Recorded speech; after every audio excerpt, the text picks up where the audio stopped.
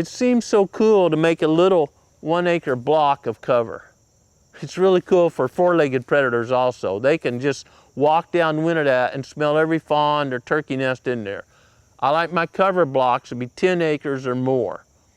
So any predator walking the downwind side can't detect all the prey species in there just like that. And that research comes from Mississippi State many decades ago, where they were doing larger clear cuts but leaving stream side management zones, little narrow blocks of cover by the stream to keep erosion out of stream, and had a bunch of hens radio collared back in the day before GPS collars, and they were going right there in those stream side management zones because it was the best cover in the neighborhood.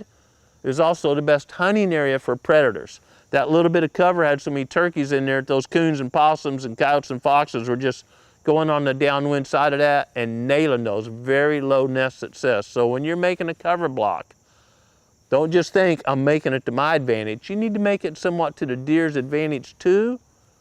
So any four-legged predator can't just go downwind and wipe them out. A couple of nights of that, you can bet those deer are going to bed somewhere else. So a long railroad track section, if you have one of those going through your property or highway frontage, deer can bed up and down that. And let's take that one step further. Where's the bottleneck going in there? Maybe there's a narrow bottleneck going into a bigger bedding area. Ideally, we like to make bedding areas, again 10 acres or so, about 75 or 100 yards away from a food source like a hidey-ho food plot.